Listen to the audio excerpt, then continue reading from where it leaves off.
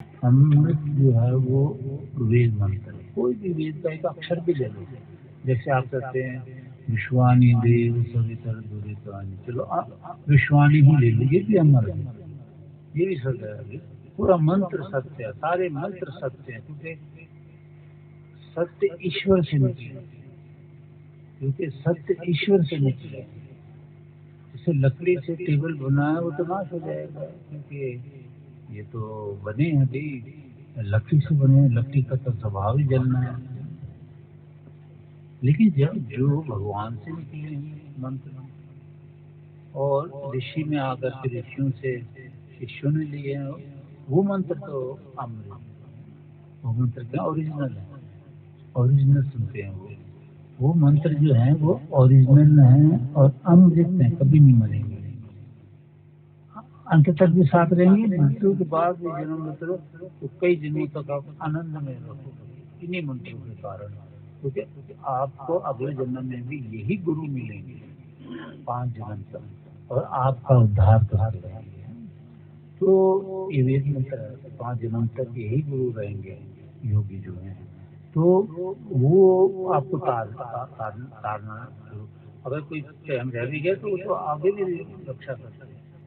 ये जो योगी जन है ये तो जन्म मृत्यु को छोड़ देते हैं जब समाधि लगती है।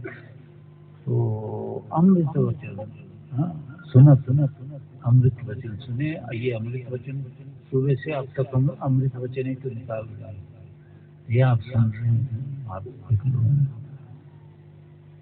और घट भीतर प्रभु पाए, तो घट तो मतलब ईश्वर जब भी प्रकट होता है वो हृदय में प्रकट होता है, पर वो होता कैसे है कि जब हम ये वेद मंत्र अमृत वचन मन जब वेद मंत्र सुनते हैं, इनकी आहुतियाँ डालते हैं, इनके अर्थों को सुनकर इनके अनुसार चलने लगते हैं, आनंद में भी आ जाते हैं, धन की भी कमी नहीं रहती है, तो सब कुछ प्राप्त हो जाता है विश्व का।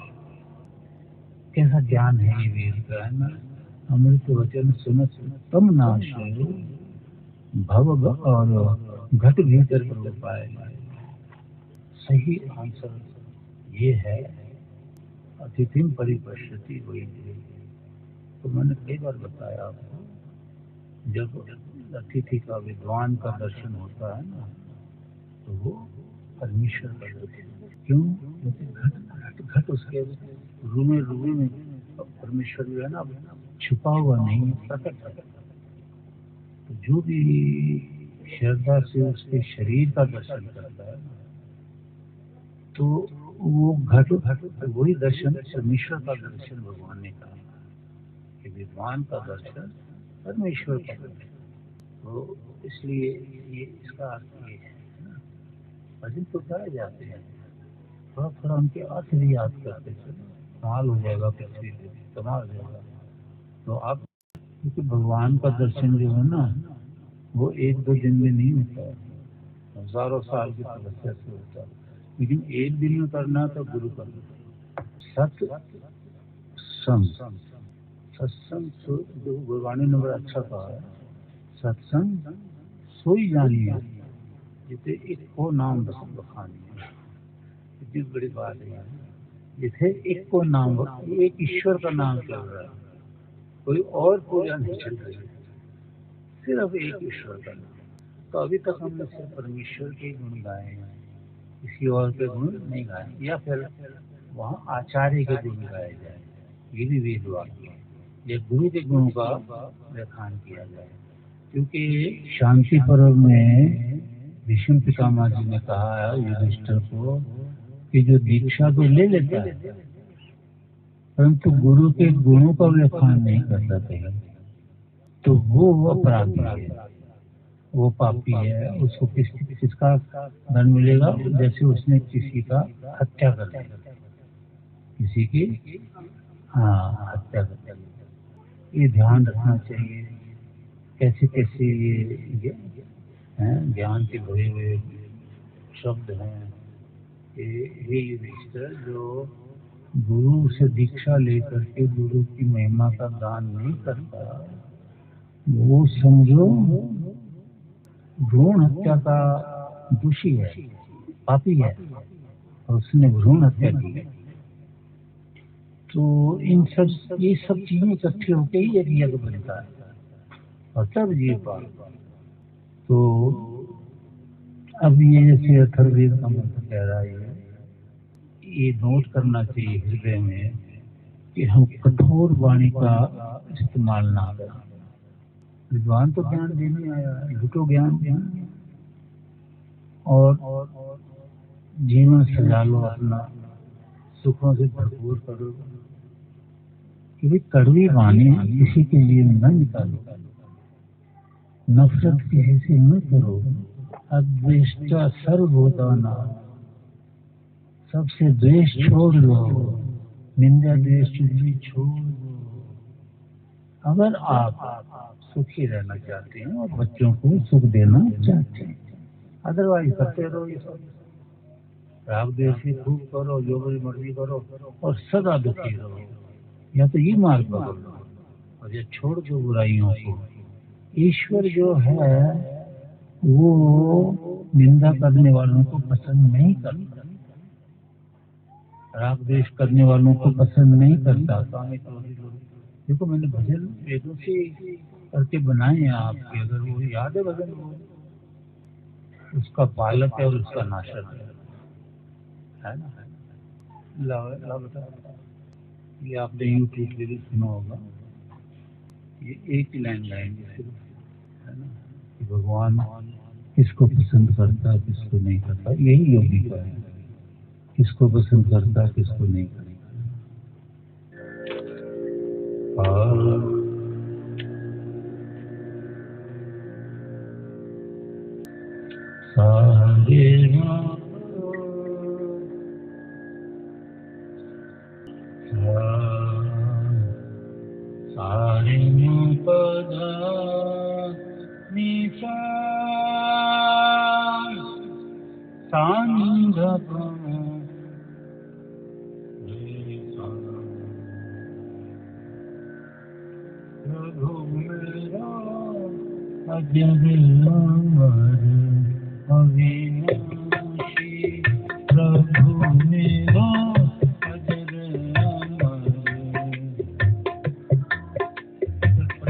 किसको कहते हैं, किसको कहते हैं? अविनाशी है, वो हमारा है, जन्म मृत्यु से परे है, प्रभु मेरा। और हमने जितने भी भगवान बनाए वो माता की तरफ से जन्म लेके आए, और जो सचमुच का भगवान है वो जन्म मृत्यु से परे है, वो गर्भ में नहीं आता है। प्रभु मेरा अजर अमर अविनाशी, प्रभु मेरा अजर अमर,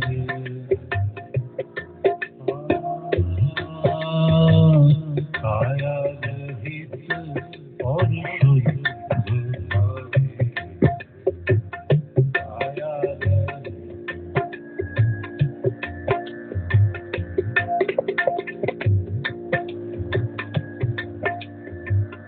काया रहित और शुद्ध आप युक्त कभी नाही, प्रभु मेरा अजर अमर अविनाशी, प्रभु मेरा अजर अमर।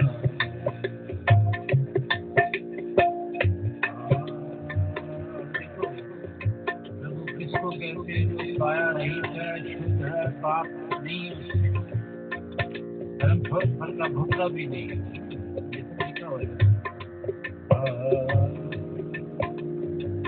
राग द्वेष क्लेश दुखादि, राग द्वेष क्लेश दुखादि,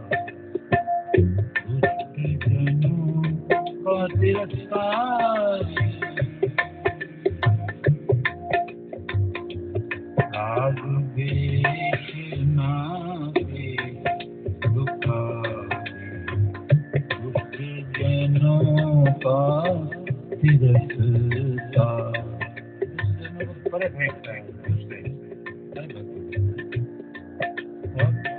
उपासक संयमी वेद जिज्ञासी, जिज्ञासु पाप। उपासना करता हो, यज्ञ करता हो, संयम में न इंद्रियों से करो, कोई पाप नहीं, दिमाग में भी पाप नहीं होगा। दिमाग में नहीं आएगा तब पाप नहीं होगा। अगर दिमाग में किसी भी पाप करना आ गया फिर वो पाप करे बगैर छूटेगा। इसलिए कहा है कि वेदों ने कि पाप आने ही मत दो दिमाग में। राग द्वेष न दुखा, राग द्वेष न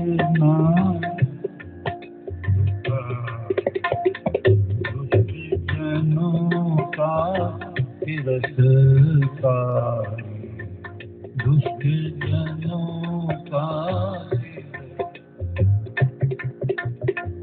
संयम विपासक, वेद जिज्ञासु का उपासक संयम वेद जिज्ञासु, मित्र पिता सम सदा सुखकारी, प्रभु मेरो अजर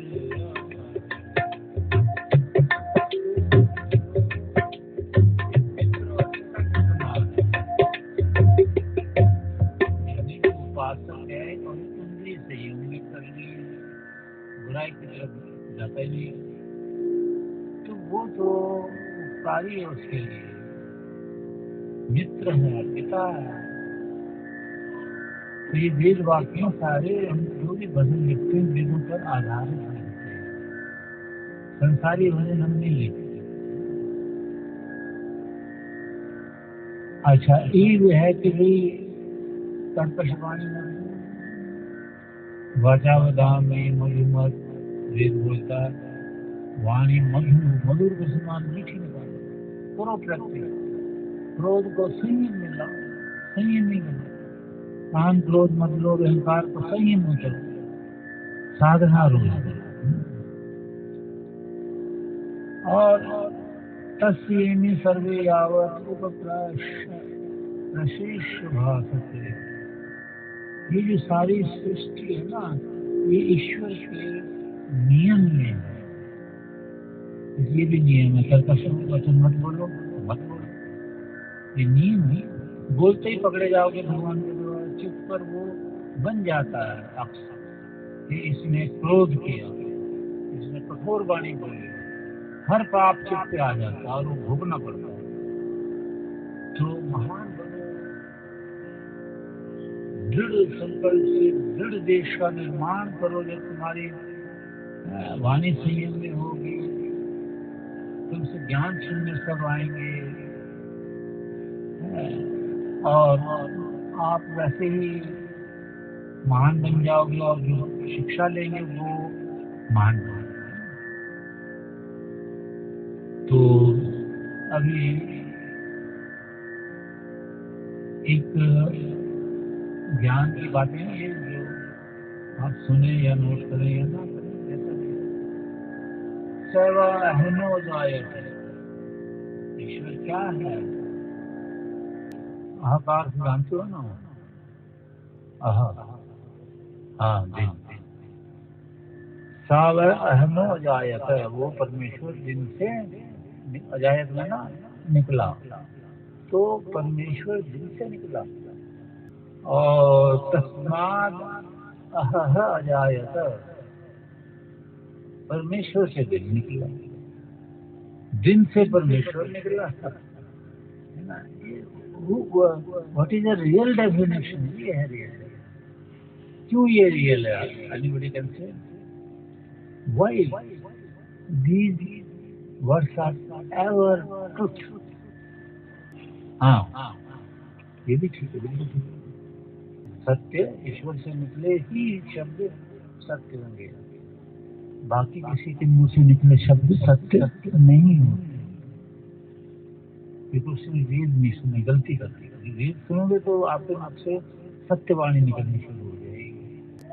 तो ये विद्या सुनते जाओ, याद करते जाओ, अमर हो जाओगे, आपके बच्चे बड़े महान बनेंगे। और संशय न लाओ कभी जीवन में। संशय तो सारा तप वप सब बिखेर देता है, खंडित कर देता है और बुद्धि को भ्रष्ट कर देता है संचय। तो ये अच्छी तरह से आप समझे, कर्कश वाणी नहीं बोले। और ये तस्य में सर्वे यावतो प्रशिष्य भासते, मतलब ये परमात्मा के नियम में है सब। और परमात्मा के नियम कहाँ है? अगर आप वेद नहीं सुनोगे तो आपको एक भी नियम का पता नहीं चलेगा कि परमात्मा का क्या नियम है। इसलिए इस जिंदगी में तो क्या आप अरबों बार जन्म लेंगे तब भी परमात्मा को जान नहीं सकते और सदा दुखी रहोगे, क्योंकि ये टाइम दिया मनुष्य का शरीर इसमें संभल गया। अब ये जो चीजें आप सुबह से हो सुन रहे हो, आप कहाँ से ये सुनाते हैं? ये तो कथा सुनाते हैं, 45 मिनट की कथा सुने हो गया सत्संग। कथा और वेदों में कथा है नहीं, कोई कहानी नहीं है, किसी का नाम नहीं है कि श्री राम का नाम हो या कृष्ण महाराज का हो या मेरा हो या किसी का या आपका। अच्छा, एक तो ये है कि नियम में चलती सृष्टि, दूसरा कठोर वाणी मत बोलो। और ये याद रखो कि ये सब जब देखते हैं नियम वगैरह, तो विद्वान ये अनुमान प्रमाण निकालते हैं कि ये संसार जो है ना ईश्वर ने बनाया। ये वेद बता रहा है। क्यों बता रहा है? क्या भटको मत। ये these are the definition of the Almighty God. God here says that I am creator of the universe. मैंने ये दुनिया बनाई, अंतर्यामी परमेश्वर ने ये दुनिया बनाई। आपको कोई कहे कि कोई गुरु, अरे ये सब मैंने बनाई, क्या है ये? भगवान मेरे सामने क्या है? सुन लिया ना, जिसने ऐसा कहा उसकी क्या गति कर दी भगवान ने। भगवान मालिक है हमारा, जो मर्जी कर सकता, पर अपने नियम से अलग वो कुछ नहीं करेगा। अपने नियम से अलग नहीं करेगा कुछ, है ना। वेद कहता 10:10:6 के को अस्य वेद प्रथमस्य आहनः। सुनो गौर से, सृष्टि रची, इस पहले दिन को किसने देखा और इस पहले दिन के बारे में कौन बताएगा? देखो ये ज्ञान है, आपने सुन लिया ना, तो आप श्रुतम तप है, सामने कहता आपने सुन लिया, आपका तप मिल गया। वहां जाके सुनते हो तो तब तो नहीं मिलता, क्योंकि वो बातें वो होती हैं जो भगवान ने नहीं कही। तो कौन इसको बोला है? इसलिए मैंने एक भजन लिखा है, इसको सुनो जरा, 2-4 लाइन सुनो। किताबों में ही हमने ज्ञान बड़ा भर दिया, ईश्वर गुरु की कृपा से। आप किताबें नहीं पढ़ते, यही इसी से इसको मिला लेना है। सृष्टि रचना का निकला था पहला जग प्रभाव, रचना का निकला पहला जग प्रभाव, सृष्टि रचना का निकला था पहला जग प्रभाव, सृष्टि रचना।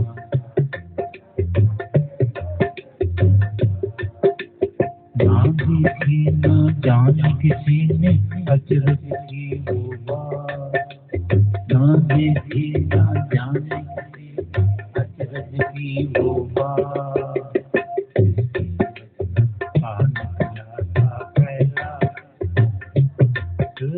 सृष्टि रचना का निकला था।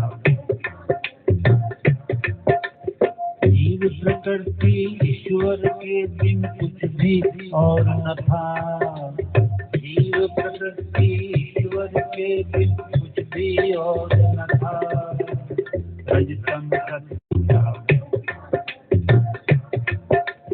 जीव प्रकृति ईश्वर के बिन कुछ भी और न था, जीव प्रकृति ईश्वर के बिन कुछ भी और न था, रजतम सत्य प्रकृति गुण कोई कार्य रूप न था। हाँ, देखो ये है सत्संग, आप बैठे हो, मुझे बड़ा अच्छा लग रहा है।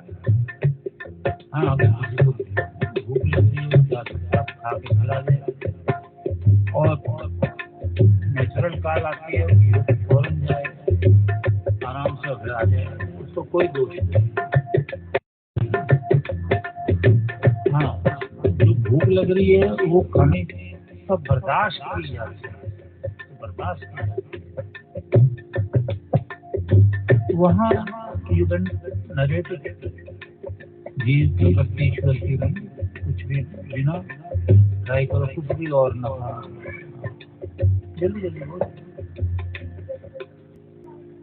असत्य करो, न आकाश था, न सत्य था, न सत्य आस्तिक, न सत्य, परमेश्वर भी नहीं था वहां, लेकिन जिंदा जिंदा दिख नहीं रहा था, और देखने वाला कोई था भी नहीं कि शरीर प्रलय में। देखो, जीव प्रकृति ईश्वर के बिन कुछ भी और न था। प्रकृति थी, रजोगुण तमोगुण सतोगुण, जिससे ये शरीर बनते हैं, संसार बनता है, और जीवात्मा थी जो असंख्य जीव हैं, ये भी थे उस वक्त प्रलय में, पर दिखते नहीं थे, ईश्वर के आश्रय में थे। और रजतम सत प्रकृति गुण ये भी था, पर कार्य रूप ना था प्रलय में। कार्य रूप में ना एक होता कारण, एक होता कार्य। समझो, ये समझने वाली चीजें हैं। एक होता है कारण, एक होता है कार्य। तो कारण बोलते हैं जैसे भाई ये गद्दा बना है, ये कार्य है। इसका कारण क्या है? किसने बनाया? तो जिसने भी बनाया वो उसका कारण है। एक पुत्र उत्पन्न हुआ है, हम बड़ी खुशी का आज। तो अब एक बेटा है, तो ये क्या है? कार्य है। ये क्या है? और इसके कारण क्या है? माता पिता। ठीक है, तो माता पिता कारण है, बेटा कार्य है। ऐसे ये घर बना है, ये कार्य है, और जिसने बनाया वो कारण है। रेत है, मिट्टी है, और मिस्त्री है, वो कारण है। तो रजतम सदगुण कोई कार्य रूप ना था, अच्छी तरह समझो भाई। रजोगुण तमोगुण सतोगुण तो थे प्रकृति के तीनों, पर निढाल थे, जैसे कि बस निढाल कुछ पता नहीं, कार्य नहीं करे। कब? प्रलय अवस्था। निढाल पर जीवात्मा थी, वो शेल्टर में थी भगवान के, प्रकृति की शेल्टर में थी। गुण ये तीनों निढाल थे, कोई काम नहीं कर रहे थे, जो कोमा। तो फिर और क्या क्या नहीं था वहाँ? जीव प्रकृति ईश्वर के बिन और न था। रजतम सत्प्रकृति गुण कोई कार्य रूप न था। ना था सूरज चंद्र भी ना था, गगन शरीर न था। रात भी ना थी, दिन भी ना था, जलवायु ना था। ब्रह्म ही ब्रह्म था, वही सजाग था, वो भी था अज्ञात। ब्रह्म था, वो भी था अज्ञात। ना देखी ना जाने किसी ने अचरज की वो बात। ना देखी ना जाने किसी ने अचरज की वो बात। रचना का पहला जब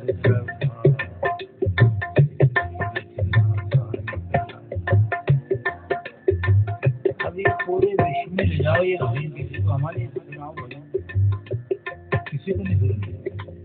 ये क्या ये वेद जब भगवान का ज्ञान, मेरा नहीं, वेद भगवान का ज्ञान है। इसकी मुकाबला को इसके सामने कौन ठहरेगा? इसके सामने किसी ने नहीं ठहरना। वो गायत्री बोल रही थी, ओम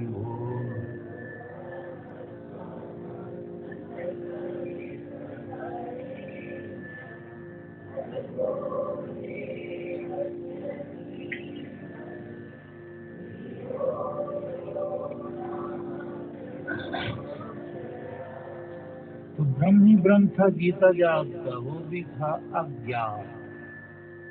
अज्ञात इसलिए था, कोई नर नारी, कोई पशु पक्षी, कोई भी नहीं था वहां। तो ईश्वर को कौन जाने? हालांकि ईश्वर था, प्रकट था, गीता जागता था, बिना सहारे। ना उसको वायु चाहिए थी, वायु थी भी नहीं होती थी ना, प्रलय में वायु नहीं होती है, कुछ भी नहीं होता। तो वायु भी नहीं थी, जल भी नहीं था, आकाश भी नहीं था, कुछ भी नहीं था। ईश्वर था बिना सहारे के। वो सबका सहारा है ना, वो सबका सहारा है।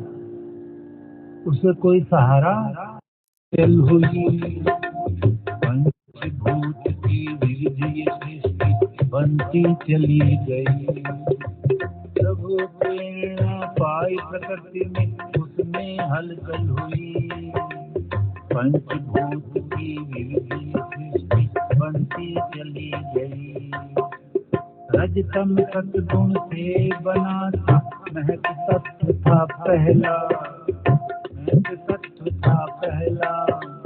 महक से उत्पन्न अहंकार जो बना था तत्व दूजा, महक से उत्पन्न अहंकार जो बना था तत्व दूजा।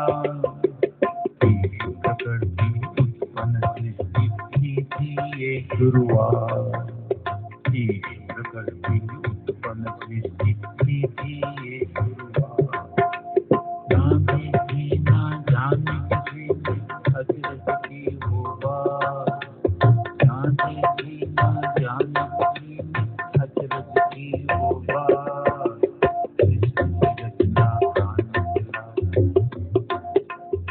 देखो यहाँ तक हम आए में कि प्रभु प्रेरणा पाए प्रकृति में, यानी पादः अस्य अभवत् पुनः, ये यजुर्वेद का पादः अस्य एक अंश, पादः का अंश, ईश्वर की शक्ति। पादः अस्य अभवत् पुनः, जो बार बार उत्पन्न होता, बार बार मिट जाता है, यानी उस अंश से ईश्वर के चेतन अंश ने जब प्रकृति में, यहाँ लिखा ना प्रभु प्रेरणा पाए प्रकृति में, उसमें हलचल हुई। तो सोई पड़ी प्रकृति ना, तीनों गुण उसके सोए पड़े। आप ईश्वर की शक्ति में काम किया, उसमें हलचल चेतन से लगने लगी। चेतन है नहीं सृष्टि, पर लगने लगी चेतन, उसमें हलचल हुई और पहला तत्व बन गया महत्व बुद्धि। पार्ट पार्ट में है हमारा शरीर, पहले महत्व बना, फिर अहंकार बना, दूसरा तत्व। तो यहीं तक छोड़ते, फिर कभी आएंगे सुनाएंगे। मेरे को क्यों, मैं तो सुबह तक बैठा रहता हूँ। दर्शन आपका है, आप नहीं बैठ सकते। हम लोगों ने तो रातें गुजारी हैं इसमें, तब सुना रहे हैं और तब अनुभव किया है। रात दिन ना गुजारते, जंगलों में ना तपस्या करते, तो हमारे पास ज्ञान थोड़ी होता। हम भी हर साल इस तरह बोलते, आओ तुम्हें भगवान के दर्शन करेंगे, आओ तुम्हें